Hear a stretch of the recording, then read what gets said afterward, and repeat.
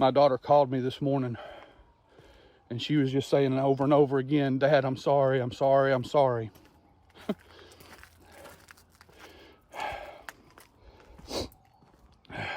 Dad, I'm sorry, I'm sorry, I'm sorry. But you see, this is as bad as this looks, as bad as this is. I want you to see something. You've got to see this. Open the door, Kenzie. This is my daughter. She was in this car. Welcome back. That was the jaw-dropping video. It's been viewed 35 million times. That's Tennessee dad Kevin Mullins sharing the aftermath of his teenage daughter Kenzie's horrific accident that happened earlier this year. Somehow you saw Kenzie sitting in that car, only a few scratches. I know everyone with a teenager right now is just, it's unbelievable. Today we are sharing those amazing stories of survival that will make you believe in miracles if you don't already. It is hard to imagine anything scarier than the prospect of being buried alive. For most of us, it's totally irrational fear, but not for our next guest, Ashley Piccirilli. The Massachusetts native is making headlines after she was buried alive in a freak accident that left her in a terrifying fight for her life. Take a look. September of 2020, I was accepted into the Army Aviation Flight School through Massachusetts National Guard. I was ready to go to flight school, something that I had been fighting for a long time.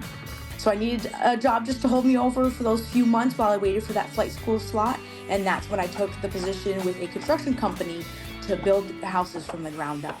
So 7th day on the job, right after lunch, we went right back out, laying sewer pipe from the city sewer down to where the house was being built. The trench was about 11 to 15 feet deep. I was down in there packing gravel around the pipe when a gentleman from above yelled, "Watch out." And that's when a semi-truck worth of dirt hit me from the left to the right with a sound that I'll never forget as it hit my ear with such a force. It went dark, pitch black, and you're just trying to take those little breaths and breathe.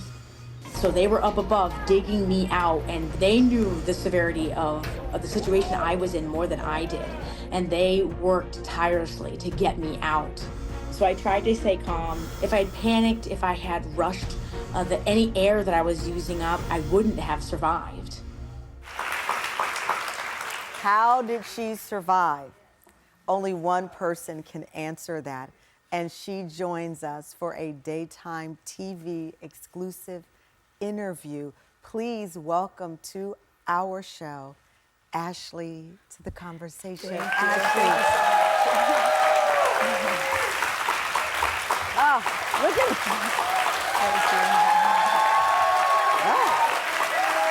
All right.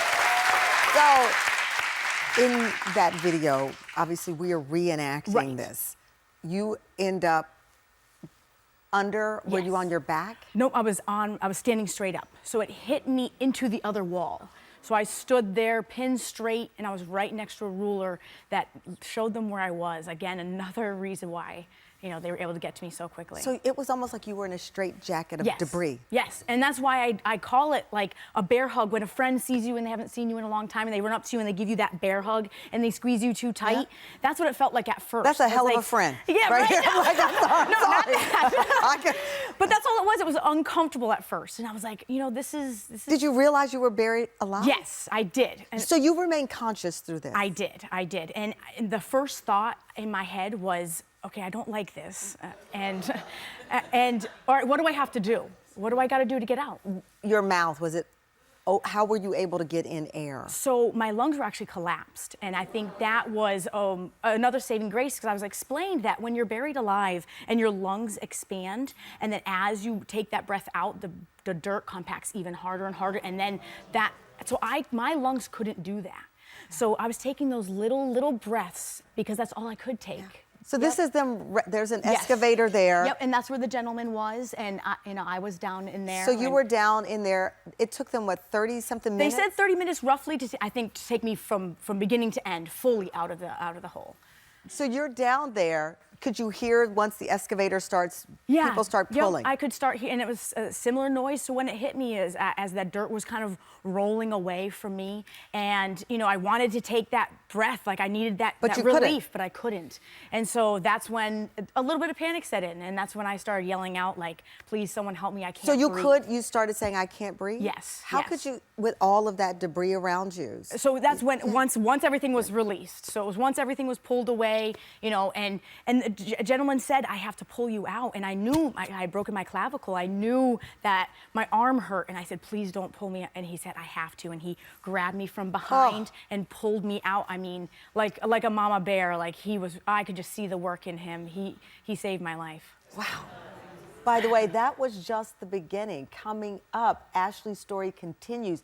It took years for her to fully recover, and she just had a triumphant moment in her life you don't want to miss after the break.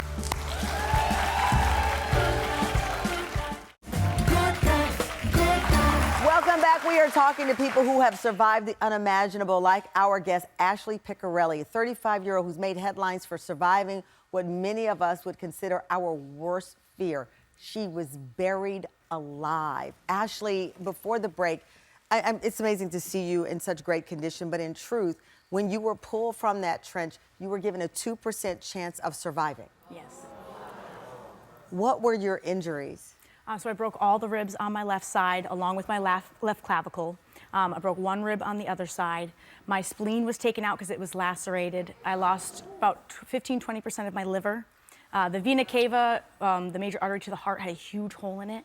And when they were operating, I think I was in the first surgery, they heard audible bleeding, which is never a good sign. It means you're losing so much blood all at once that you can actually hear it. They did have to reconstruct my diaphragm, my sternum.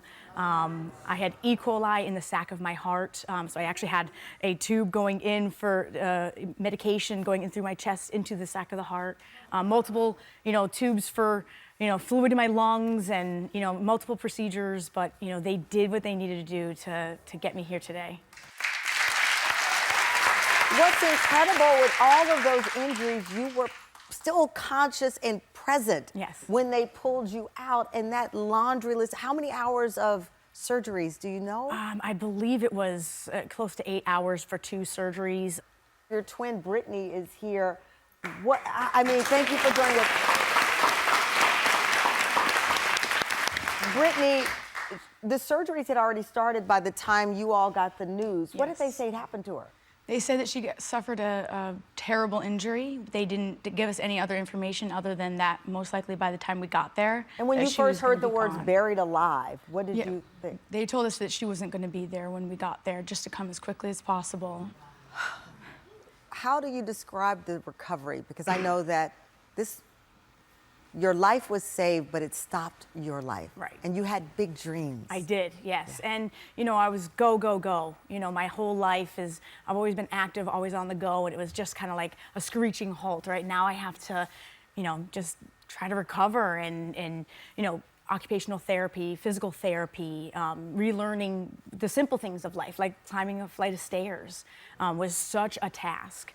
And, I attribute one of my favorite nurses at Bay State, Tammy. She told me that one lap around the whole hospital floor was 1/10 of a mile. Oh. And I was like, all right, every morning, 5:30, I would go for my chest x-ray. And I got to the point where I was doing 2 miles in the hospital. I had big goals. You had big goals.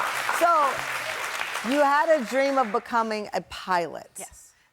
With those injuries, that was impacted in what way? So it wasn't possible. A lot of people didn't think it was possible I would even be able to fully pass a flight physical or the Army PT physical to actually keep my slot in flight school. There was a lot of people that were saying, hey, if you don't make it, we'll make sure you have something else to do. And I couldn't take that. I was like, wait, you're saying I can't? No, I definitely can. Because I never thought that I couldn't. So the conclusion of this, hard work, positivity, faith, belief, 100%. Never believing for a moment that you were left in that. No. Today, she is a U.S. Army helicopter pilot with the Massachusetts National Guard flying surveillance missions.